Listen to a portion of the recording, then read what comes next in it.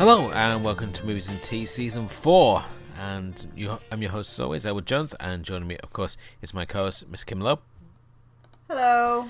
And we welcome you once again to join us here in the booth. And tonight we kick off our 4th season after the fun that we had. Obviously, we're looking at the filmographies of Paul W. Sanderson, Guillermo del Toro, and Sofia Coppola. We now move on to the filmography of Ang Lee, a director who has had not only his critical acclaim, but also been recognised by the Academy on more than one occasion, and at the same time is not the sort of director who leaps out to you as being a favourite director as such, even though he has produced some absolutely astonishing films over his career, with films such as like Crouching Tiger, Hidden Dragon, which reinvigorated the wuxia genre, through to the likes of Brokeback Mountain, giving us some absolutely stunning cinematography as we got to see a director here who has just continued to evolve his cinematic style from movie to movie. And certainly over the course of his filmography, we're going to be highlighting some of the many themes that Lee incorporates into his work, as well as the evolution of his style as a director. Kim, when it comes to obviously Ang Lee's work, I mean, are you sort of a fan, or is he someone you sort of dip in and out of? I think it's more intrigue. Because when he first started with his debut, which is, the trilogy that we're looking at tonight, it was kind of like in that phase where I was too young to appreciate it, but I remembered my dad watching it. So I remembered, when I was watching it, the glimpses that familiar scenes. But then, obviously the first time I sat down to watch a Ang Lee movie was Crouching Tiger, Hidden Dragon, which, to me, I thought it was a bit, because I grew up in, the wushu thing, right? So to me, it was a bit been there, done that. And I didn't really quite get that whole fascination for myself, at least. But I feel like I've talked to other people about it and whatnot. And I feel like if I rewatched it now, I might have a different appreciation for it. In terms now I know how to talk about cinematography and, screenplay and fun little things. And I have a whole new appreciation of Zhang Ziyi, which I didn't have for the longest time until recent past year kind of thing. But there's a lot of movies in Ang Lee's filmography which I'm more intrigued, as in I haven't seen it yet, less Caution, or even Brokeback Mountain I haven't seen. I own it but I don't have it. I haven't seen it. I have a lot of blind spots in this one. I haven't seen a lot of his films. So I'm really interested to see where it takes us, because, Ang Lee isn't like the other directors we've looked at, where they have a very similar genre. They have a very similar kind of style in all their films. Whereas Ang Lee, you look at his movies quickly, you kind of yeah, maybe, the 3 we did this time was kind of a starting point, so they had kind of a link to each other. But everything else after that, he goes into period dramas, and then he goes into wushu, and he goes into, Brokeback Mountain, is that considered a Western? And then, you go into, more of the erotic thriller, which is something less Caution, and there's a lot of things to look at, and it's going to be interesting to see, I would say probably it might be a similarity in cinematography, or in a similarity, just his way that he portrays a situation might be. I'm really interested to see where that goes. Definitely so, and as you said, he's a director who doesn't work just specifically with one particular genre of film, and certainly that's what it already stands him out from the previous directors we've covered. Well, obviously, when we look at Paul W. Sanderson, who's sort of very much on a horror slant, and then we have Guillermo del Toro, who's more that sort of adult fairy tale, and Sofia Coppola, who is more social satire when we sort of look at her movies on a whole. But with Ang Lee, he doesn't just work in any one particular genre, he works in all genres, making him something really sort of special. The fact he's able to adapt himself, so as you said, one minute we can have a family drama movie, and the next we can have a comic book movie, or he can do an erotic thriller you were saying with Lost Caution. So you never know what he's going to come out with next, and I think that's what certainly is very exciting about Lee as a director, is the fact that he is just this ability to adapt himself to any style of film that he chooses to make. And I think it's also, there's this subtlety to his work. Probably very obvious in these first 3 movies, maybe less so in his future ones. But there's like a lot of subtle detail that goes into a lot of his work. And I'm, while I don't remember a ton of stuff, I think the most recent movie I saw of Ang Lee probably was Hulk while I was going through my Marvel phase. I really hope to see a lot more of the subtlety, right? Like, I've seen Sense and Sensibility and stuff, and that kind of has a bit of that. But it's an Austin movie, so it's not really, like, super hard to put together. I think we'd probably best off to start with a little bit of background on Ang Lee. I mean, he was obviously born in Taiwan and came over to the US in 1979 to complete his bachelor's degree in theatre after being inspired to become an actor after he saw Ingmar Bergman's The Virgin Spring, a film which he really it's always been like a film that's really resonated with him. However, it was while pursuing this goal that he found that acting was very difficult because he had issues with speaking English, so decided to make the move to directing instead. Now, while he was studying for his MFA in film production in New York, he was working alongside Spike Lee, whose thesis film Joe's Bedstury Barbershop, We Cut Heads. Lee worked on as part of his crew, as well as working on his own thesis, a 43-minute drama, Fine Line, which he made in 1984, and winning the NYU's Wasserman Award for Outstanding Direction. And while this would have potentially set him up for huge success in his career, it really didn't. I mean, it was be another 6 years before he finally breaks into the industry. And again, this is only after he enters and wins first and second place in a screenplay competition organized by the Chinese government, of all people. And it was the scripts for Pushing Hands and The Wedding Banquet that won those places. Initially, the government didn't want to allow him to win because The Wedding Banquet obviously features themes of homosexuality, which they were against. But it did catch the attention of Hu Long-kong, who saw a freshness in Lee's unique style and invited him to direct his feature film Pushing Hands, which we're obviously going to be talking about this evening, along with The Wedding Banquet and Eat, Drink, Man, Woman, which make up his trilogy, which is often known as his Father Knows Best trilogy. And it's really from this trilogy that he transitioned into the Hollywood system, moving away from writing to focus on directing. And all the time he's continued to work with producer and writer James Schamus, who, along with his editor Tim Squires, who've worked on the majority of his films, even joining him as he makes his occasional returns to Asian cinema with films such as like Crouching Tiger, Hidden Dragon and Last Caution. So we'll get obviously the best place to start, as we always do with these filmographies, is right at the beginning. So right off the bat, we've got Pushing Hands. This was released in 1991, a film which blends both English and Chinese dialogue. Am I right in saying that, or is it more Pacific? No, it's right. It's Chinese. Okay. It's a Mandarin. Like they use most of these films are in Mandarin. They focus a lot. It's very odd because Ang Lee likes to use, I guess because Taiwan, people don't really understand the difference between Taiwan and China, that he focuses on his actors being, like, from China or, like, have escaped China to go to Taiwan or something like that in their history portions. Yeah.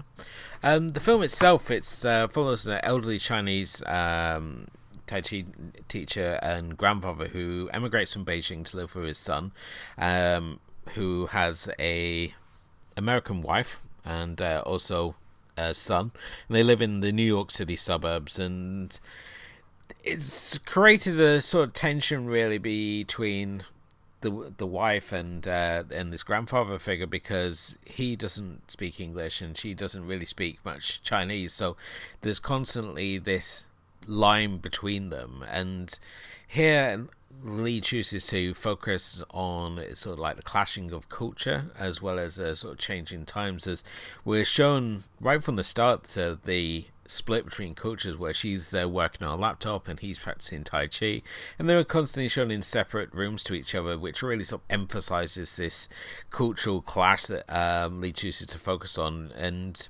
while it's not perhaps a perfect movie, it certainly shows Lee having the the groundings of a director of interest that would certainly, evolve over the films which followed. But I mean, Kim, how do you find Pushing Hands?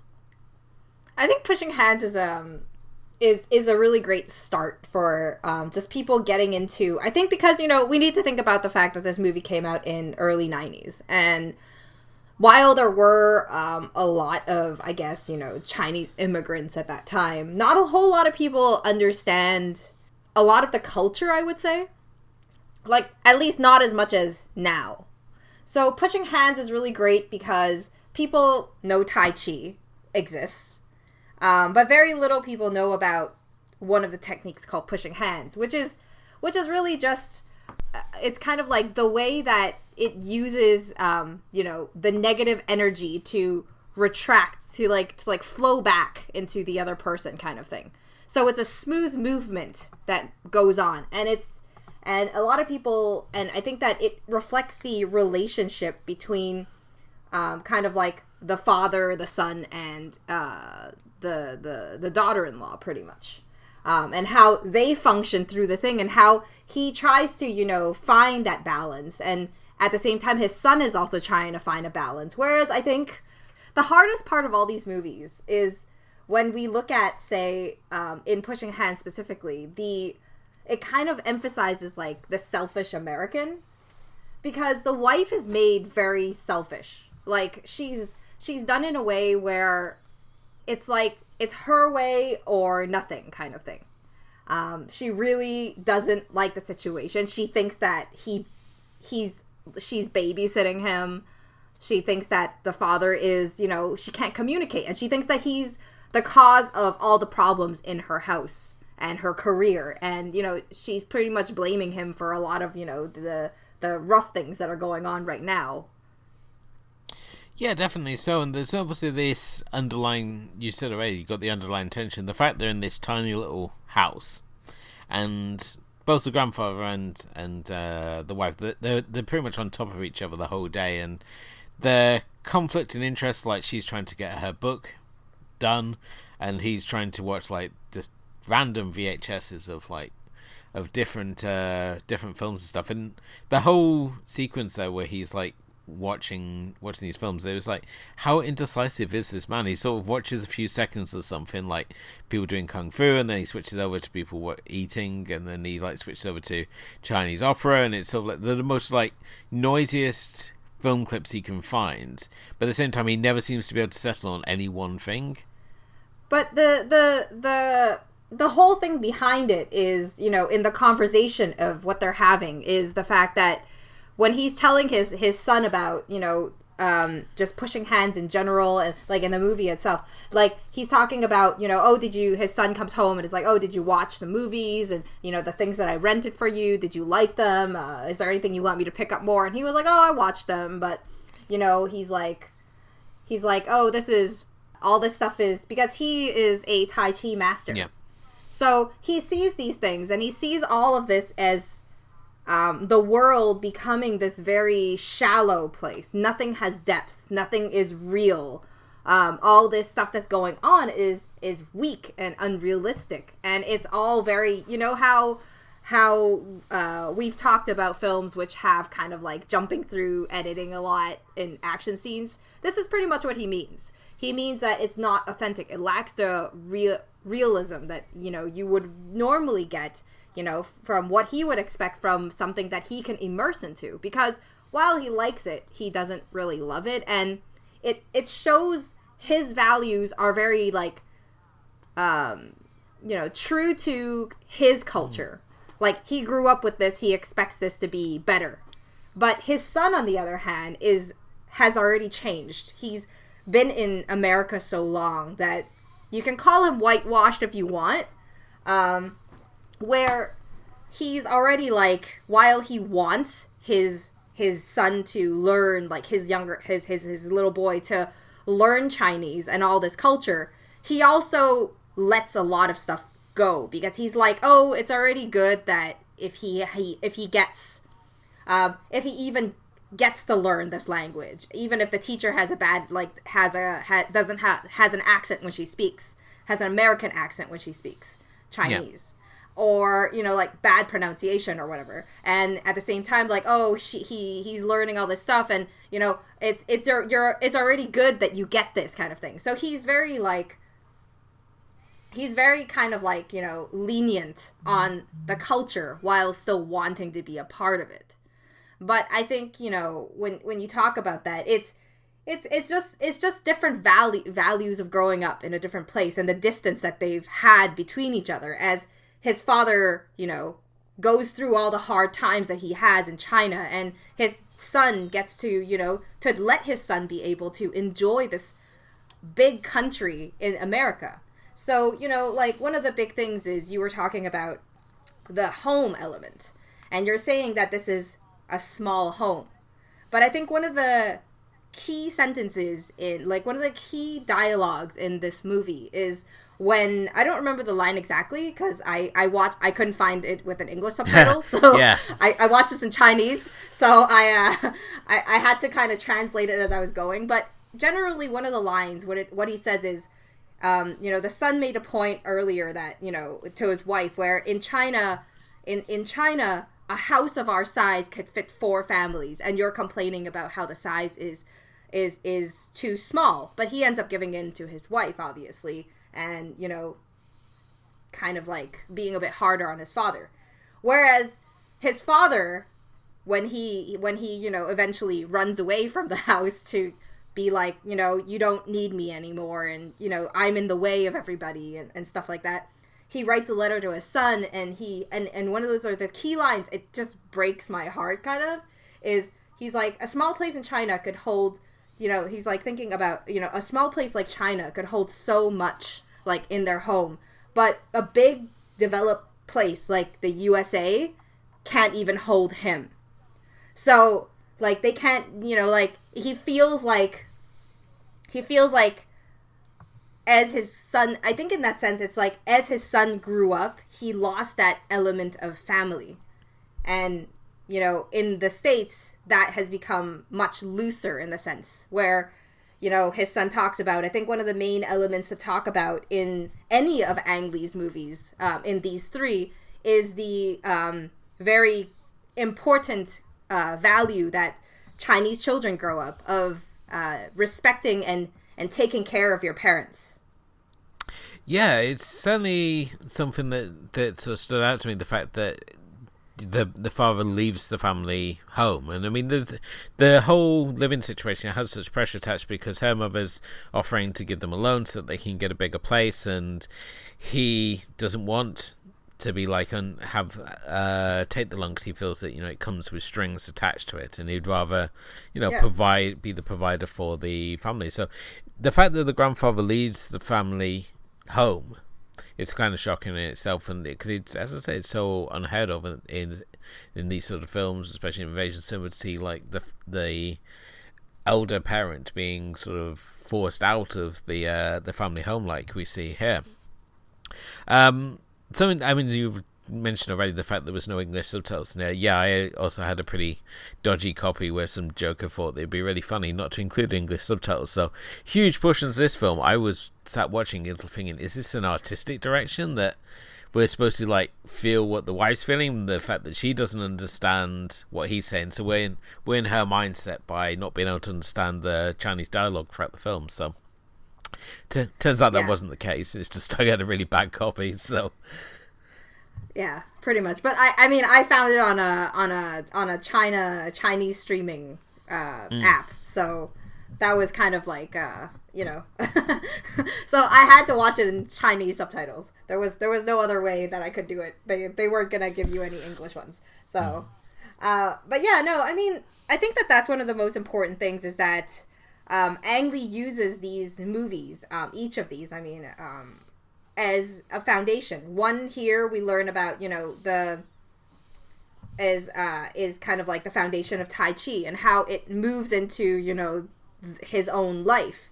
And leaving for him is also kind of like that whole trait of a parent always wants to be, you know, he's done a lot for his son already, so he doesn't want him in this tough situation. He doesn't want to be, he wants to be, you know, the man of the house, just like his son wants to be the man of his house. He doesn't want to rely on his mother-in-law's money. So there's a lot of that, you know, face in it, as we call it in Chinese, where it's kind of like, you know, you're the man of the house. You need to respect someone's face is really just like their position in the house, and you don't ever want to feel weak. So at the same time, when the father feels this weakness coming in and he feels like he's unwanted, he would rather leave the situation to alleviate it than be eventually, you know, put in a place where, you know, he's going to be kicked out of his house.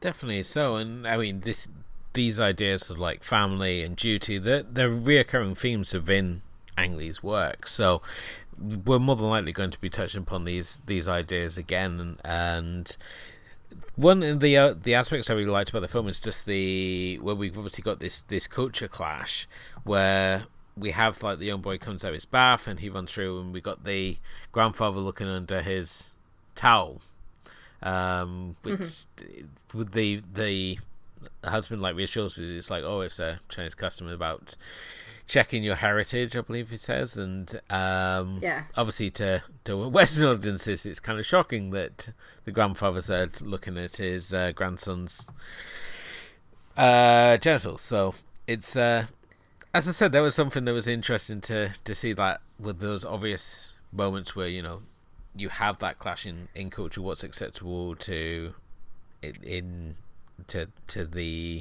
in terms of like the Chinese family unit, and what's obviously not so acceptable from like the American side of things. So I liked those moments, and I mean Sihung Lung is really fantastic here as the father figure. I mean, he's not given a huge amount to do, but he works in a real sort of subtlety, and he appears throughout the whole of this trilogy, making him kind of like what Federico Lupi is to Guillermo del Toro, just this amazing older actor. And it's a shame Ang Lee didn't really get to do more films with him. He only did 4 films in total, obviously doing the Father Knows Best trilogy and Crouching Tiger, Hidden Dragon with him, but all his performances are absolutely fantastic, and here it's probably his most subtle, and it's just kind of a shame that everything films it's got that feel of being a debut film. Like, the camera work isn't particularly adventurous, the sets are very sort of basic, and the dialogue is sort of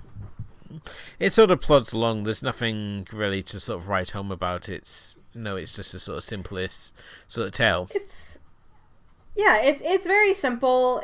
I think it's also, you know, probably deliberate because, you know, one, it is his debut, and second, it's kind of like his kind of maybe testing the waters on how people respond to something like this, and that's probably why he brings in that whole American element.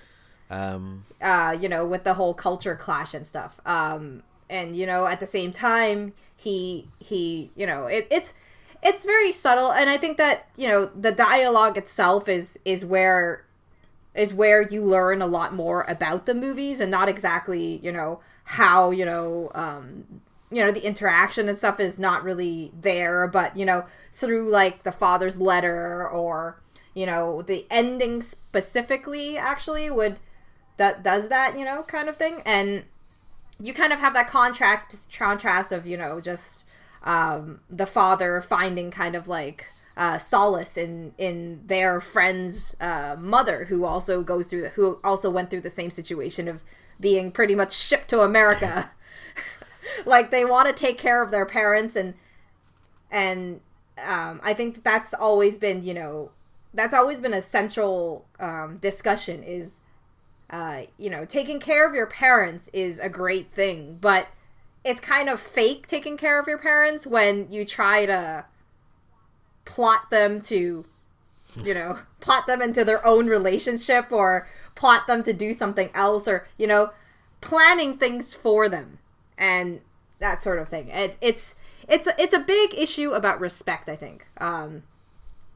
In many ways, it's this film in its most subtle ways, is about respect in your family. The whole element of respect in a Chinese family, and the importance of, that concept of taking care of your parents, which, people don't really get, because we actually don't have, I don't think there's actually like a term that you can actually directly equates that value that we have, that we grow up with. Yeah. Anything else you want to talk about this one? Okay. No. For this one. Well, then it takes us on to the second film of the trilogy, The Wedding Banquet, which is actually released in the US as the first film from Ang Lee. Pushing Hands being released as the third, in a weird twist, and certainly would have been rather confusing had you not known when Pushing Hands was being released. It would almost seem like a step back to see it as the third film. The Wedding Banquet, though, a 1993 romantic comedy, is a real step up, not in terms of style, but also in screenwriting as well, which again is also surprising considering the fact that Pushing Hands and Wedding Banquet were both written and submitted at the same time, perhaps indicating that Ang Lee had perhaps cleaned up and learned some mistakes from Pushing Hands when it came to The Wedding Banquet. Here the film focuses on a man from a Taiwanese man who is forced into marrying a Chinese woman to not only get his parents off his back, who are unaware that he is actually gay and living with his partner, here played by Mitchell Lichtenstein, but at the same time aims to help her get a green card through the marriage. What initially seems as a solve all problems for all parties concerned, soon when his parents arrive in Manhattan, fully set on throwing their son a very elaborate wedding banquet that the film takes its title from. Now, for myself, this is my favourite of the trilogy, and I think I'm just going to play my cards out by the fact that I've watched this film about 3 times in 2 days now, so it's kind of had that Cronus effect on me where I just really want to get my money out of that rental. But I really love The Wedding Banquet. I know there's people out there who think it's a little flat, but there's just something about this film. It's almost kind of like an episode of Will and Grace. There's real sort of fun comedy and kind of a gentle madcap humor to it, to the fact that you've got this gay man who's trying to cover the fact he's gay to his parents. He's living with his partner who gets drawn into this scheme, and all the while not only having to deal with his parents, but an equally strong Chinese woman who is also his tenant. And just seeing how the relationship grows and seeing how the family unit also develops as the film goes on, it's just absolutely fascinating. But Kim, what did you think of The Wedding Banquet? What's your sort of opening thoughts on it? Wedding Banquet was a lot of fun. I think from Pushing Hands to Wedding Banquet, you definitely went from a whole different level of, drama to, it was kind of like a romantic dramedy, I guess you would call it, because there is a certain amount of drama to it. I don't really think it was, there were a lot of funny moments, but it was more dramatic than it was funny sometimes. Melancholy and stuff like that is very much in Asian cinema, so it's expected. And this one also, this one is also about the same thing. It kind of links to the first movie in the sense it's all about respecting your parents. And this is, honoring their wishes and meeting their expectations, where, being gay is something that, especially in the 90s, was not really something you can talk about in the open as freely as we do today. It's not accepted. I mean, even now it's not very accepted in like a Chinese household, but it's more accepted than before. And back then it was kind of like, they didn't understand why someone would be gay, and so he had to do this whole ruse. And at the same time, I felt like, and it's just crazy because you just wonder how far and how you're going to come back out of this, right? I don't want to talk about the ending, but the twist at the end is just fantastic when the father has a nice little chat about has a nice little chat, and it's father knows best is about father knows all. So it's so it's kind of like it's really fun. I think even you look at The Wedding Banquet and Ang Lee puts so much attention to it, and just that whole big scenario is really that's really it, you know, because I can feel for them, because, you know, if it was up to me, I wouldn't have put up my own wedding like so big as well. So it's really about, you know, respecting your parents and giving them what they want, and this is giving them what they want. It's, you know, gives them face, it gives them, you know, the respect that they deserve, to show other people that, oh, my kid is getting married, especially if it's like your only son. That's like a big deal. So, you know, I thought, you know, Wedding Banquet was a ton of fun, and it was just, you know, the characters themselves were just really so, you know, well balanced, and they were like kind of in different spots of the spectrum, especially with the parents as well, where they stood in that whole spectrum. It was just, you know, all these elements added together that this movie really came together. Definitely so. I mean, here we've obviously got Winston Chao, who at the time was working as an air hostess when he was discovered by Lee.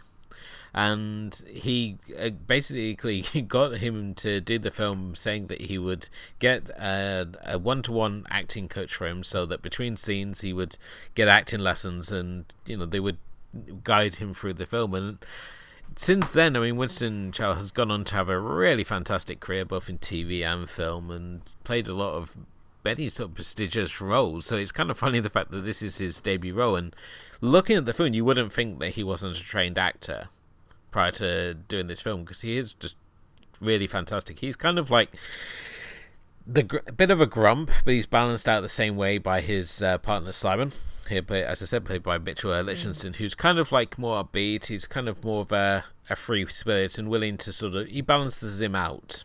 At the same time, we throw into this sort of equation Wei-Wei, who's played by Mei Chen, who herself is just completely different sort of free spirit. I mean, she is a painter, but also penniless, and she's living in one of his buildings, and they basically feel sorry in many ways for her situation, and they try to do the best. And when they find out the fact that she's going to be deported back to Shanghai, they come up with this lot of elaborate scheme to sort of kill two birds with one stone, where they're going to get her a green card by Wai-Tung marrying her, and at the same time, you know, it's going to convince his parents that he's not gay, because he keeps making all these like really good demands of like his ideal woman, the fact that she's going to be like 5'9", have 2 PhDs, speak 5 languages, and be an opera singer. And his parents keep trying to match him up with these fantastic girls that they're getting for this dating agency, but of course he's just having to constantly like shoot them down and like make these excuses why he can't marry these women, because obviously his situation. But I mean, you were right in saying, I mean, at the time it wasn't sort of a done thing to have gay characters on screen, and certainly being as central as they are here. I mean, we're here in '93, so we're just a year after sort of the start of the new queer cinema movement that like ushers in people like Gus Van Sant, and really sort of shows that you can have films about gay characters that aren't just about them coming out as being gay. That, you know, the fact they can just be gay, and that's just sort of like the base level of their character. So this film, it's hard to say where it falls into like the new queer cinema sort of category, but it's certainly an important film within sort of the LGBT sort of cinema sort of scope, and just the fact that it is about that change in times. Again, we've got the sort of cultural clash here of what his parents expect him to do, and what he's obviously having sort of a more Western sort of sense of how a wedding would just be, where they just go down the registry office and get married and have it all done and dusted. But his parents obviously want this big elaborate wedding, which for myself, I mean, obviously I only obviously have Western weddings to go off, and certainly nothing as spectacular as we see here. So certainly on a voyeur sort of side of things, it's really fascinating when we get the sequences of the wedding banquet, and we see all the sort of little traditions that are thrown in there, and just the amount of money and just substance that is thrown in, creating this huge occasion and this huge celebration. So as I said, for myself, it's just really sort of fascinating on so many levels, really. Yeah, for sure. I mean, I think it's the one that you can maybe relate to the most, in the sense that there's a lot of traditions that they keep in what it's trying to portray. And I think that it's really smart on Ang Lee's move to kind of like put his centerpiece as kind of, I think probably the biggest set piece in this is the whole wedding situation. And just in that one wedding, put aside, the father's health, and put aside all that other stuff that, fell into the equation during the film. The whole wedding banquet itself, and from all its traditions, showed, culture. And I really think that in the end, Ang Lee's main goal of this whole trilogy was to kind of like let America see this kind of unknown culture that people don't know, and really like the values that every family has, and kind of like, those things you need to break through if you've moved to America, or, just, the Western side of things, where I think that's the main thing. And Wedding Banquet really, even if you put aside the whole LGBT thing, relationship that's going on, there's a lot to, just really like in how he does everything, because, every single thing that's done might not have cost money in that wedding, but it was all about, like, if you didn't explain it, like, would you understand why the kids had to jump on the bed, or like why they would go and like barge into the wedded couple before they, their night, that kind of thing, and just I think it explains a lot of it, though. There's so many sort of the scenes in that way it seems there's one character explained to another why they're doing things, which I think really helps. As you said, when you've got the small boy jump on the bed, they really get the mileage out of that small child. It's like constantly finding ways to include this small child in the scene. And I wasn't sure it was like Ang Lee's son, who actually does a cameo as one of the wedding guests. Yeah, which I know. is sort of action I like to do. just being somewhere in the background with food. That's sort of action I can get on with. But yeah, I wasn't sure if it's. I think. Oh, was it this one? Was it this one or the next one? I can't remember. Oh, I think it was it this one? Oh, the one where the guest was sitting down and they were like, "Oh, is this the wedding? Is this person's wedding?" And then is it this one or the next movie? I don't remember. And then he was like, and then the guy next to him, "No, this is this wedding," and he just keeps eating. I think that's the next film that one's in, but yeah, it was sort of like these really weird customs, and I think this is the great thing about when you have the character Simon in here, because he basically represents the Westerners watching the film, because he's sort of like taking in all these different things, and I love it as again the fact that he's constantly by his boyfriend's side. So he's initially introduced as the landlord, and then he obviously takes on the best man role. So he's sitting at the wedding table, and you obviously got Wai-Tung and Wei-Wei carrying out this sort of fake phony marriage, and he's sitting beside him. And the scene where they share this kiss, and he turns to Simon, and Simon just wipes his lips. I just love that sequence so much. And when we get the wedding photos afterwards, and you see how he's basically, you could look at those wedding photos and think it's either Wai-Tung and Simon's wedding or Wai-Tung and Wei-Wei's wedding, depending on which way you're looking at it, and just how the family unit is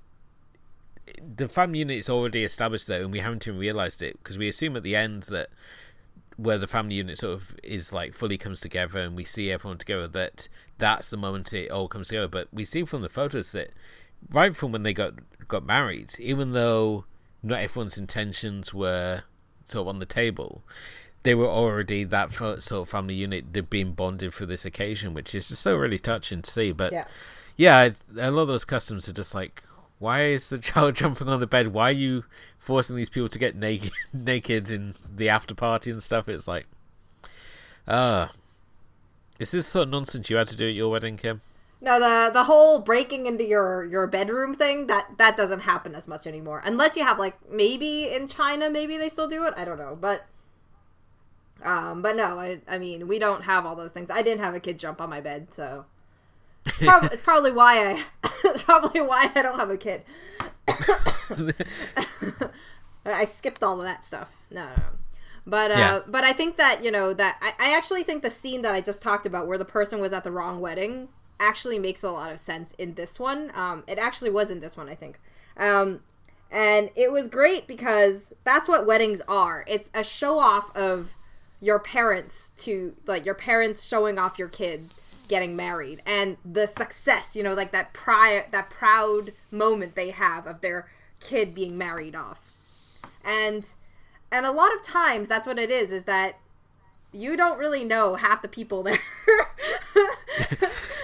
But your parents might not even know half the people there. But it's like a friend of a friend is there. But it's okay. They can all sit down and have dinner. And it's just a celebration for something great, right? So while, I had this whole question in my mind during Wedding Banquet. And I was like, it seems like they invited a lot of people from his work. And I'm like, but wouldn't the people from his work know that he's gay, but they're still playing along with this and that he's marrying a girl and no one says anything? And I'm like... Well, because the only thing that they say is the fact that it's sort of like, it's just like one day he comes in and he's like, I'm getting married. So I assume that he's kept his relationship secret, and certainly would be keeping him with the period where not everyone who was gay was obviously open and proud about it. I mean, we had many sort of things. I mean, especially over here in the UK, it was sort of like something that was like always kept on sort of the fringes and stuff, and you couldn't just be out and openly gay as you obviously can now, which is great.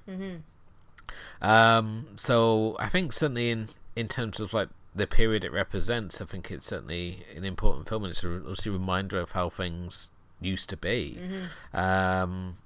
And I think it only makes the ending all the more sort of poignant, really. Where, as you said, we got... I mean, should we do spoilers here, or...? We can, I think so, because I think the ending's worth talking about. Okay. So, spoiler alert here, but obviously, Wei-Tung's father admits to Simon that he knows his son's gay, and the two are having a discussion on a river bank, and you see the river flowing in the background, this sort of indication of like changing times, and he basically says to him that, I love my son and my son loves you, which makes you my son as well. And it's a really sort of touching scene. It shows this man who up until this point we've been led to believe is sort of very set in very traditional sort of viewpoints and established in his ways, that he's not going to accept his son as being gay, but he's here showing like an acceptance of the situation and a willingness to change and adapt with the times. The fact that he knows that Simon brings his son happiness, and then ultimately it's his son's happiness that he cares about, and the fact that they're going to have a child due to a drunken moment between Wei-Tung and Wei-Wei that happens at the banquet, that all parties are ultimately being satisfied because the parents just want a grandchild, and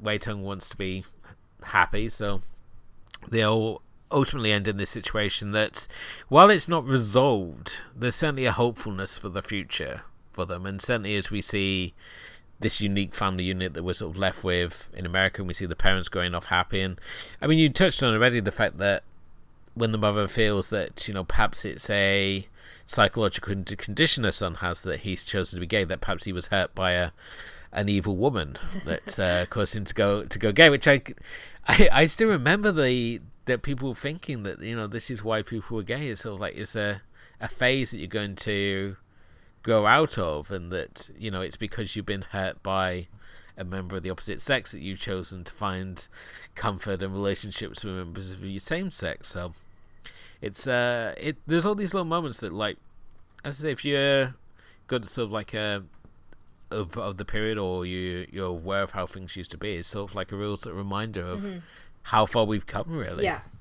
And I think as I'm gonna say our ending thoughts, since we were already talking about the ending, and I think that if we compare, if we look at Pushing Hands and then we look at The Wedding Banquet, I think one of the takeaways of this, and even in the next film we're gonna have that thing, is since this is about this is called the Father Knows Best trilogy. So I feel like we should talk about the father a little bit more. Yes. Just the idea is that I really love the concept that a Chinese father is almost always quiet. He's silent, and he notices the little things that go on. But that's what Chinese parents are like, is that they may notice something and they might not say it right away. But, you know, they know a lot more than they're letting on. And I think that this is what's so great about, you know, this whole character of you know, Sihung Lung, is that it? Sihung Hong or something? I can't remember his name. Sihung Lung. Sihung Lung. And what it is that he plays, like, his character is so subtle. And you rarely really notice him there unless he, you know, has a heart attack or a mini stroke and then he goes to the hospital or something like that, right? And, you know, just his little expressions and stuff. Only his family notices, you know, his discontentment and, you know, that sort of whole idea of, you know, him seeing that that man at the restaurant who you know, convinces them to do the wedding banquet, and, you know, and even the last conversation at the end is that, you know, it's such a turning point, because you see that even in this one and the last one, is that no matter how strong their father is and how much they've given up for their child to be able to have a better future in, you know, America, they have this willingness to accept, and that your parents are willing to accept a lot more than you give them credit for, even though he makes it very clear is that he doesn't understand why his son is like that. But it doesn't matter to him because he's still getting what he wants. So that's why he doesn't want anybody to know that he knows. But at the same time, it's kind of like his way of finding... It's just his way of making things work out in the best possible way that he can accept it. Definitely so, and I don't know what it is about Ang Lee's sort of thoughts on this character here played by Sihung Lung, but in all three films, there's a moment where another character thinks he's dead. And it's the most random thread that ties all three films together. There's always a scene in each of these three films where one member of the family assumes that the father's dead. Yeah. So, but yeah, it's a really fantastic film. I think for myself, it's the strongest of the three films. I think there's just fantastic performances throughout, and I don't know whether it feels more Western than the other two, which have got very much more distinctly Eastern feel to them, or whether that's just myself. I would say that Pushing Hands is the most Western one for me. Like, it's more like it has a more obvious culture clash. This one is, yeah, there's a bit of culture clash, but it's more on, you know, just the whole family dynamic of, you know, a Chinese family, and just the acceptance level of, you know, what you're willing to accept in, you know, his son's sexual orientation and, you know, his relationship and whatnot. Yeah. And I have to also give credit to Mitchell Lichtenstein for the fact he speaks with the native tongue as well. He's, I don't know if he can actually speak Chinese at all, but it certainly was very convincing, the scenes that he did. And it's random the fact he does it so fluently. You would have thought that he would have been, like, sort of kept out of the loop, the fact he wouldn't speak Chinese at all, but here he is. He's apparently obviously learned it perhaps to impress his boyfriend, which I could probably understand, but... It's also worth noting Mitchell Lichtenstein directed Teeth, which I didn't realise until I was doing the research for this film, the film about the girl with the dented vagina, so there's a fun movie to pair this with. But yeah, definitely an interesting... He's an interesting director as well as an actor, and it's kind of a shame that he didn't sort of really get the sort of profile as an actor, but here he's really fantastic, and definitely one of my highlights of the film, along with Mei Chen, who's just... Her free spirit is just intoxicating to watch. Yeah, I think Wei-Wei was probably... she was such, like, a breath of fresh air in the movie. Like, she had this, like, you know, it was amazing how her character was able to bring so much to the movie, because, you know, at the same time, she obviously has a little something for Wai-Tung, right? And at the same time, she's willing to accept this and find a way to balance. And she kind of, you can feel that she doesn't feel this is right, the whole scheming thing, and it gets to her more and more throughout the film. But eventually, she gets, she kind of gets the respect she deserves. And kind of like her place at the end. And that's it. And it's like what you said, the whole family unit really comes together, and it really, it works itself out, which is really nice.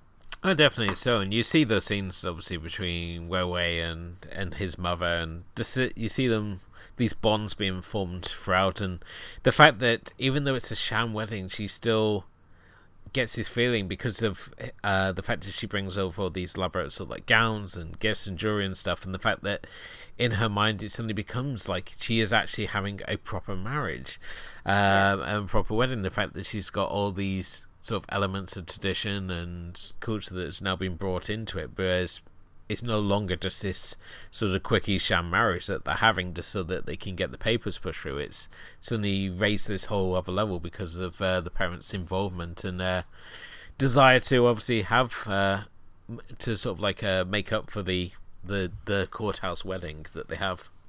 Well, on to the final film of the trilogy, Eat, Drink, Man, Woman. A film which is, I think when we're talking about Marie Antoinette, this is a film that we brought up as further viewing, and it certainly one of the key reasons for that being that this is some serious food porn. And it opens with a very elaborate food preparation sequence, as here Sihung Lung, again playing the father role, plays a master chef who at the same time is losing his sense of taste while also having to deal with the challenges of raising three daughters who are all heading out on their individual paths in life as they prepare to leave the nest, so to speak. So this is a film set in Taiwan, so a very Eastern production, and this is a film which I felt went on about half an hour too long for my personal taste, as there's certain plot threads that didn't really connect as well as others, but I'd be interested to see what you made of this one, Kim.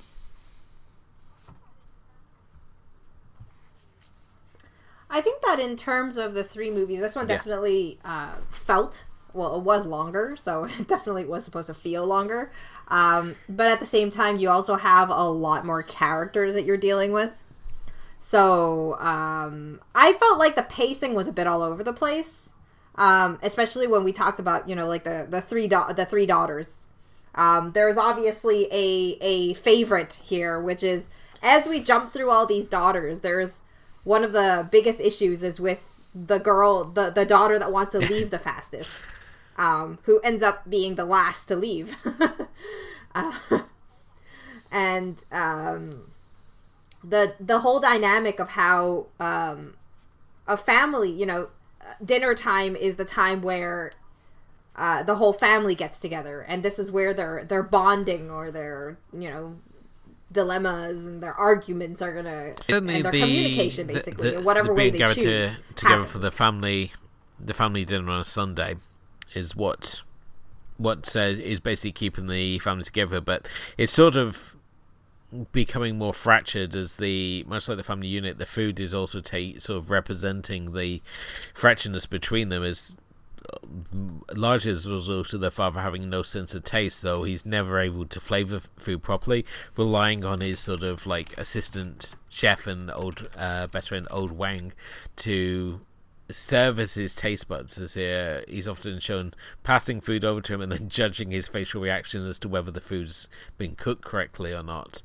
As you said already, we've got the three daughters here. We've got Jai Jen, who's a school teacher who, after breaking up with her college boyfriend, has converted to Christianity. We've got Jai Chen, who's a real independent one, and she works as an airline executive, which is a path that she was kind of forced onto when her father banned her from the kitchen, seeing that she was going to follow in his footsteps of being a chef, and decided to push her to focus on her studies instead. And then we've also got the youngest daughter, which is Jai Ning, who, in an interesting contrast with her father obviously working as a master chef in this, fancy upscale restaurant, she's working like the Chinese version. Like, is it Wendy's or KFC? I couldn't really tell which. Right. But she's basically working in a fast food restaurant, which is an interesting Wendy's contrast. And her character, I felt, was probably the least developed of the three, as the other two are very sort of set lines, and how their sort of paths playing with the relationship with the father. And the third youngest daughter, it sort of felt very sort of throwaway and just to sort of pad things out. I wouldn't say that. I would say that each of the daughters had their own kind of purpose and their own personality. Jianing is the youngest.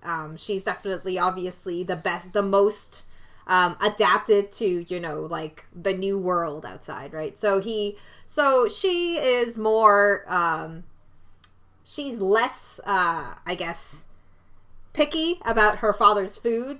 Whereas, Jia Chen will comment and kind of be like a pain in his backside. Jianing is more, willing to go with the flow. Like she's willing to be like, oh, it's okay. Everything still tastes the same and da-da-da, like she doesn't have that, same appreciation, but at the same time, she still has the respect sort of thing. But, Jianing is kind of like the bravest, I guess, out of the three girls, because she's the one who talks about love and what her definition of love is in a relationship. Because I think one of the main things is that the father talks about how the three daughters it will eventually all leave him, and it's inevitable that it's gonna happen because he has daughters. And that's one of, like a Chinese thing is having daughters is a bad thing, because your daughters are like a loss in investment, because you marry them away. They aren't yours anymore. They will belong to your in-laws. And, that's, a belief. That's something that that's why people value sons more. But at the same time, like he talks about it like, his daughters are all going to leave him, but the daughters all seem to have that whole aspect of staying, where, each one of them have their own little things, where Jia Zhen is really like, she's scared to fall in love. I think she's more closed in her own little world. And we realize that, she's done a lot to kind of just be that rock at home that will stay with her father, like, because she wants her younger, like, she plays the role of a mother more than of a sister, because she wants to make sure that the younger two has an opportunity to go out in the world, if it means sacrificing herself to stay at home. Yeah, it's... Whereas... Yeah. With her character, the fact that she's so super religious, the characters constantly make like jokes that her boyfriend's Jesus, which makes any other man uncomparable.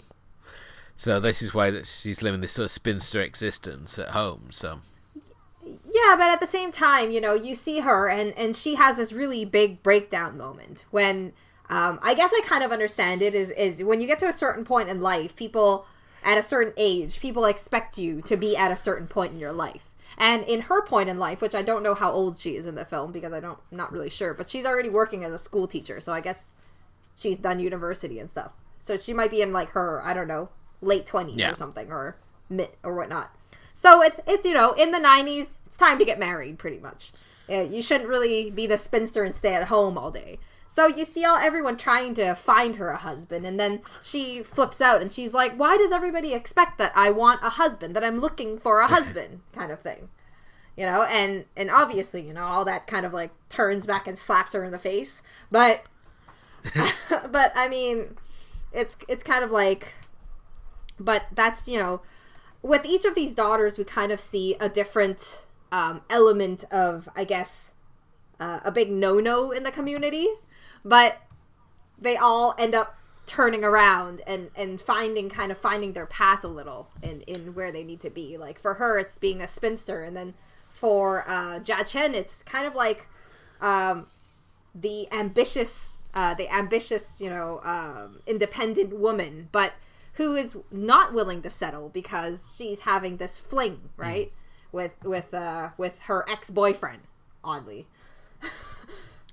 and just, the freedom that she gets from it, and her desire to kind of just leave the comfort of her home, which she doesn't find very comfortable, obviously, because obviously she believes that leaving her home is going to be better for her relationship with her father. Whereas, Jia Ning is a bit different in the sense that her issue was that, obviously she ended up, hooking up with her friend's boyfriend, her friend's ex-boyfriend. It's supposed to be her boyfriend because the relationship's going through a bit of a interesting patch where she's basically trying to play hard to get and sort of like being mean to keep him keen, I guess is the best way to describe their relationship, and he's tormenting himself as he's like trying to get her affection, but he feels that everything he does is just like being met with a cold shoulder, despite the fact that she is obviously interested in him. She's just playing this game to keep the control, and she's sort of like ends up being sort of the go-between. She goes out initially to like say, oh no, she's going to be like working late, and she finds this sort of unique bond which soon spirals into something a lot more, ultimately creating this sort of situation where she suddenly just sort of like goes, oh, I'm leaving now, and just sort of disappears from the film, which is kind of bizarre and was a little bit jarring, and made me feel that her character, as I said, was just a little more underdeveloped when we compare her to the two older sisters. So, well, I guess it's not really that bad. I mean, because when you leave, right? It's not really like this drawn out experience of that, like she got, I guess, I don't know if it's a spoiler or not, but she gets pregnant and then she decides that she goes. And that's the end of the story. Like, I figured that would be where we were heading anyways, because that seemed like the outcome for her character. But, like, I don't know. I don't have... it is underdeveloped, obviously. Out of the three, she's the first to leave the home. So, you also have this concept that, she did have a lot more time in the beginning where she explains herself, and she's a bit more daring than her sisters are in terms of, facing the guy that she likes, and, sharing her point of view of, loving someone is, being in a relationship is not about the whole torment of love. It's about, communication and being comfortable and being able to, be yourself kind of thing. Yeah. And I think that conversation in itself was something that needed to be said in the whole concept, in the whole like film itself, because it feels like her two older sisters don't quite understand that.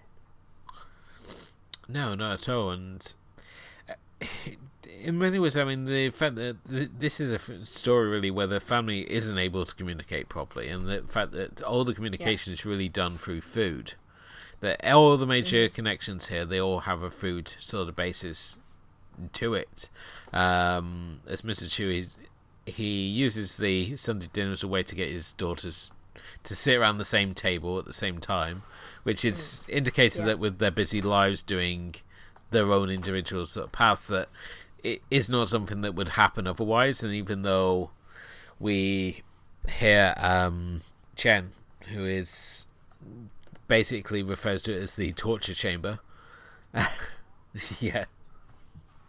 So she's torture trial. And Sunday at the dinner same torture time, trial. she uses food as a way to connect with her lover, showing that she has the same sort of love for preparing sort of intricate gourmet meals that her father does. And we find out more of the sort of history being through her cooking of like her relationship with her father, how it become sort of distant as they started off having a very close relationship, we're told, and the fact that he would constantly like make her like dough bracelets, and she would like learn how to cook, and it was just basically the fact that he wanted her to study rather than to follow his sort of path in life, that causes sort of fractured relationship between them, even though she still very much loves and remembers all the lessons that she was taught. And I kind of, as I was watching the film, I was kind of like expecting that she would end up taking over his role in the restaurant, that she would step up and take over his role as the head chef, that she would leave the airline job, but ultimately it's not to be. She just becomes like this fan of gourmet cooking at home. I think there's two elements here that I really want to talk about, and one of them is obviously the line that they use: eat, drink, man, woman, food, sex are all basic human desires. The father says that to his friend as they drunkenly walk away from the restaurant one night. And at the same time, I think that really plays into this film. Like, he kind of like sneaks it in there to kind of, because all that stuff we experience throughout the film. And, this film has a lot more, sexual elements to it than, the previous two. And the second thing is, talking about, more about the father here. It kind of comes into play that, we soon realize that while Jia Chen and his father gets along the most, and why it's like kind of like a father's hope that the daughter won't go in his path, because being a cook is hard. It's tough, So, fathers don't want you to take the same path, their kids to take the same path, same hard path as they had, if they're able to give them a better future. And that was why that we had his best friend, which is Wen, tell the daughter about. It seems like Wen has a good Uncle Wen has a good relationship with Jia Chen, and they have that conversation about how your father did you a really good thing by banning you from the kitchen because he wanted something better for you, kind of thing. Obviously there's this whole element of how, when we see at the end, is that Jia Chen actually has the strongest link of this whole family element, and in reality both her and her father have this inability to communicate. Her sister tells her about that, Jia Chen tells Jia Chen, and while they're washing the dishes, about how, she feels like she hates her. Like that. And then, they have this whole conversation about how she's not a sister, but more of a mother role, and things like that. And you have all these different things where, in reality, Jia Chen and her father is very similar, because both of them have a really hard time communicating their feelings, and they both have a lot of repressed feelings, which leads to, obviously we don't really know what goes on until, the big finale there, where Ang Lee kind of like has a big family announcement, which kind of shocks everybody. But let's just talk a little bit about the food prep here, because as I said, this is some serious food porn here, as we said already, and you watch this intricate meal being prepared, and I mean, we're both enjoy cooking, and you look at this and you realize, oh, we don't cook like this at all. I don't know, maybe Kim does, but certainly myself, I don't cook as fancy as this is, because you look at his like wall of knives, and he's like, doesn't have just like a little knife rack, he has like 3 rows of different knives and cleavers, and you see the way that the food is being prepared with such lovingness and tenderness and precision, the way that the food's cut, and it's so shot and edited so well that you think Sihung Lung is actually doing all the food prep. And I don't, maybe he did, because we do see him do some wide shots of him doing food prep, but I'm not sure he's got the knife skills that we see here. And in many ways, it's much like when I saw a chef, and we have like the grilled cheese sandwich in it. They just made me want to like rush off to the kitchen and just start making things.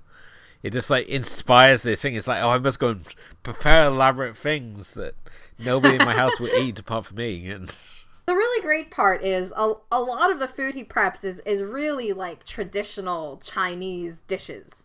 A lot of traditional Chinese cuisine, which is so sophisticated to prep that I don't think a lot of people actually know how to do it at home. Like, at least I want to learn how to do a lot of it at home, but a lot of it is just so complicated that you know, it's amazing to see how he does it, and it's just it's really like to start a movie like that, and then every single, you know, time to have a dinner we see another bit of it and whatnot, and it kind of, I don't know, it's so nice to see the food culture as well.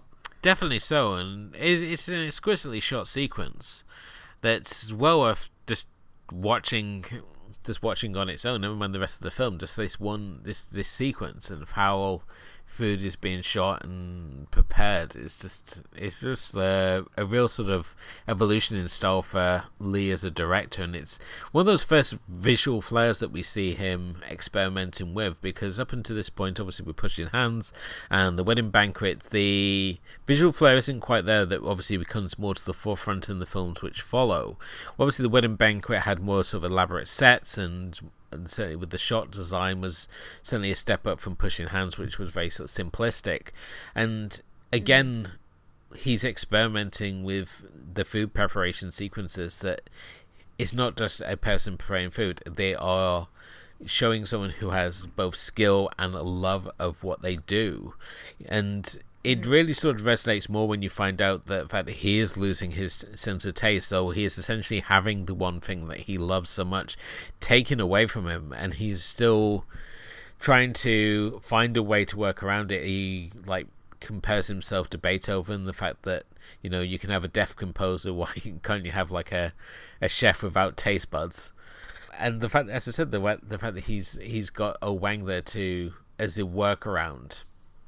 And he still has this great sort of knowledge base, the fact that the restaurant phoned him up to problem solve. And when he turns up at the restaurant, he's like almost like a doctor rushing into a surgery. The fact that they got this kitchen crisis, and he's leaping out of the taxi, and he's like being briefed as he's going, and he's getting his chef whites on it, sort of like, oh, the shark fin soup's not working. He's like, no, because you bought fake fins, and this is why it all falls apart. And okay, we're going to like make this meal instead. And even when he forms almost like a adopted grandfatherly bond with the daughter of his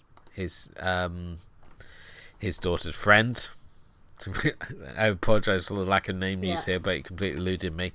And Jin Rong. Yeah, and he starts making these dinners for her. He trades out her school dinners. Yeah, for the little girl, Shan Shan. And by the end, she's running a racket where she's taking orders. So he's running like his own little mini restaurant, and we find out the fact that because he can't taste, he actually appreciates these meals that her mother's making for him, because they're more coarse in texture. And again, this opens up this whole other relationship that we've got that only sort of comes to the forefront at the end. There we find out the real what's happening with that relationship there as well. So again, there's all these connections being made through food, and all of it looks absolutely stunning. And I think you know, as an ending note, because we're running a bit long right now, and we should really get to further viewing soon. I think one of the last things I want to talk about is I really love, you know, if you take this into consideration, that this is your third movie in Father Knows Best trilogy. The way we end it is so amazing too, because you know, I guess it's kind of a spoiler, so you know, I guess beware, it's a spoiler. So what happens in the end scene, a final scene, is, you know, everybody's so busy, no one comes back for dinner, obviously, and only Jia Chen and his father is there. And they have an argument over, you know, she's cooking the meal now, and then the father argues with her over the amount of ginger that needs to be used. And it turns out that he is wrong, because the amount of ginger she uses revives his taste buds. And I love it so much, because in a Father Knows Best kind of trilogy, it kind of ends with the fact that maybe he doesn't. That's very good. I didn't notice that until you just pointed that out, so that's really good. Well done. But So yeah, any final thoughts on this? Do not watch this if you think that you know how to cook. This is an intimidating movie that will soon prove you wrong. Yeah, this is a film. I mean, it's certainly got its moments. There's some really random moments, such as when we see the daughter turn from spinster to sexpot by wheeling in the huge stereos and blasting Christian gospel, which seems to have like the effect of a hairdryer because her hair goes really big and blown out. So I'm not sure what was going on there, but. No, it's just her breaking free. Okay. Right? She's not that, timid girl anymore. She's got style and she's really out to get her man. She's found her confidence kind of thing, I guess. Yeah. So no, the movie has some real random jumping sporadically around to different characters, and it's all in the heart of, capturing all the three daughters and their different phases that they're kind of going through at the same time and that sort of stuff. But it's a bit crazy sometimes, between all the characters that he juggles and whatnot. I still think Eat, Drink, Man, Woman is a very close second as an enjoyable experience to Wedding Banquet, but I think what elevates this movie, as I've mentioned before when we were talking about Somewhere in the last season, is the fact that father-daughter relationships, especially ones relating to, even Chinese families especially, really do touch me a lot because I can relate to a lot of it. So this movie, why it kind of like snuck a little bit higher than Wedding Banquet, is because I really enjoyed where this movie was going, and just, those relationships that it had, and those like random moments of things happening were funny, and there were so many twists to it, and there's like a decent amount of drama and that sort of stuff. Yeah, I totally expected that, especially because you mentioned obviously when we were talking about Somewhere on our previous season, obviously about how you resonated with movies which have the father-daughter relationship, and certainly that was a key element of that particular film. And here again, it's a father and his three daughters, and for myself, it very much it connects with me on the fact that it's about bonding over food and cooking, and that's certainly something that like resonates. The relationship I had with my father. I mean, he taught me how to cook, and we would constantly talk about food. And it's a film I wish I kind of had a chance to have shown him had I discovered it back then, and unfortunately didn't get to see it. But it's one I think he probably would have enjoyed, especially, as I said, that opening sequence, which we're just going to keep coming back to time and time again, but it's really cool. Much like knowing how to blow up a goose, which we also see in the film. So yeah, I guess it's time for further viewing. It's an interesting trilogy of movies, to say the least. I mean, obviously, Eat, Drink, Man, Woman goes on half an hour too long, and Pushed Hands has its own sort of problems a bit. I think for myself, I mean, see, just on with Eat, Drink, Man, Woman, the ones which sort of would stand out for my father-son bonding over food and food preparation, and particularly in that film, it's food trucks and a very sexy-looking grilled cheese sandwich, which probably will make you want to rush off and make your own. The other films, and obviously, I mean, you could watch like Gran Torino if you wanted something further for Pushing Hands, which is obviously Clint Eastwood having to deal with his own aging sort of advanced years and trying to find where his place in this new society is. But with the Wedding Banquet, I'm not sure what to really pair with it. I don't go and watch a lot of Will and Grace, I guess, because it's very similar in style to what we get here. So, well, I didn't group my things like that. So, okay. So for me, I think in terms of just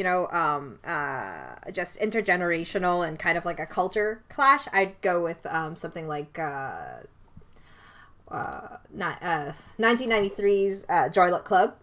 Okay. Which is adapted from the book by Amy Tan, which talks about their immigrant mothers and their Chinese American daughters, and kind of like the gap that they have and their lack of their lack of understanding for each other, and how they kind of find their parents back in a certain way. You kind of see both of the stories of how their mothers ended up in America, and how they got to where they are now. Obviously this movie also has Ming Na Wen, which is, she's a big deal now that she I think she was part of Agents of Marvel or something, Agents of S.H.I.E.L.D. If you want something like more on that whole LGBT kind of thing, you would go with something like Wong Kar-wai's 97's Happy Together with Leslie Chung, which, is I've never seen, but I've seen scenes of because it came out when I was too young and my dad didn't let me watch it. So, but I've heard it's really good, so I'm definitely sure that's a pretty good one to pair with. Something like the Wedding Banquet. And then you have something like, when you talk about food, I always like to talk about Julie and Julia, which is kind of like a different, also like a different generation of cooking and that sort of thing, and a nice little comparison between the two. A lot of fun cooking bits there as well. But I think I've never seen it before, but I think that the recently released The Farewell might pair really well with one of these movies. Mostly because I was looking through the story and it talks a lot about, like just the different generation and the different values and views of, how they have to treat, how they should keep or not with or withhold, kind of like, withhold or not information from the elderly grandmother who is diagnosed with cancer and is pretty much in her last days, in her final days. Which is pretty much, the basis of The Farewell, which I think pairs well with any of these, kind of movies. Yeah, The Farewell definitely would definitely be a great one to pair with this trilogy. I mean, Awkwafina, really a new evolution from rapper to very interesting actress, it has to be said. She really keeps picking interesting roles, and just surprisingly, in The Farewell really sort of sees her sort of stepping up her performances yet again. And I think we need to really sort of sit down at some point and work and talk about our favorite food movies, because this, when it comes to like Eat, Drink, Man, Woman, I mean, we're sort of like, there's abundance of food movies that you would want to pair it to. I mean, obviously the ones that I couldn't remember before, which would be like Big Night or Babette's Feast. Those would be the two that... Chocolat. Chocolat would be another good one as well. Chocolat is it's very distracting because it's got so many like underlying relationships and people having very erotically charged reactions to chocolate that you forget that there's obviously got that foodie element to it.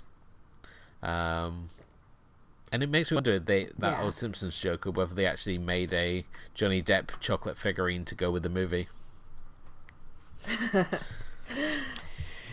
We melted for him, now he's gonna melt for us. Cool. So that brings us to the end of our opening of season 4. Obviously this was our look back at the Father Knows Best trilogy, interesting trilogy of films to say the least, and certainly worth checking out. Although I wouldn't, hard to say whether we would say this is like a good starting point for Lee as a director, would you say, or would you say to look at one of his sort of later projects, really? Like I said, I've only seen like 3 other movies, so I can't really comment on Ang Lee, but I'm sure his later films are probably better polished and whatnot. But I think Father Knows Best is notable. It's very worth seeing. Despite the fact that, Chinese culture is much more, known now. There are still a lot of things that, even for you, it was kind of like a surprise little tidbits of knowledge that you didn't know before. So I think the value in Ang Lee's work is how he really tries to bring that authentic kind of feeling of Chinese culture from, food and Tai Chi or martial arts and wedding ceremonies and celebrations and kind of like family relationships and just the values and family values that makes it worthwhile to watch because it's a different culture, and essentially there's a lot to learn. I always like learning about other cultures, so I don't know if other people like to do that, but if you do, you're like me, then sure, this is a really great one. Even though it's in the 90s, Chinese culture hasn't really changed that much. Cool. So where do we go from here, Kim? What's next on our slate? So the next one is probably one that you will be going, ugh, but because it's a period drama, we're heading into a Austen adaptation, Sense and Sensibility, set in 1995. I was actually surprised because I actually watched the movie and then only realized after that it was directed by Ang Lee. So I'm really interested in revisiting this one. Yes, certainly out of the frying pan and into the fire. Ang Lee here making his break here with the Hollywood studio system in 95 with an adaptation of a Jane Austen novel, which is ambitious to say the least. So we'll certainly be interested to see how this goes, and obviously at the same time working from a screenplay penned by the Oscar-winning actress Emma Thompson. So it's a period drama, so it'd be interesting to see how this sort of stacks up, because there's certainly no lack of them being produced by the British cinema system, that's for sure. So, but that's coming up in our next episode. If you haven't done already, please do hit the like and subscribe buttons, and maybe leave us a review. Let us know what you think of the show. We appreciate all your feedback. You can also follow us on the social media. We're on Facebook and Twitter, as well as Instagram, and you can also follow us on... you can also check out our archive, which is movesandteapodcast.wordpress.com, and on there you can also check out our reviews and lists and other fun things that we post as well. So thank you as always for listening. Thank you to my co-host Kim, and we'll be back next time to talk about Sense and Sensibility. Good night.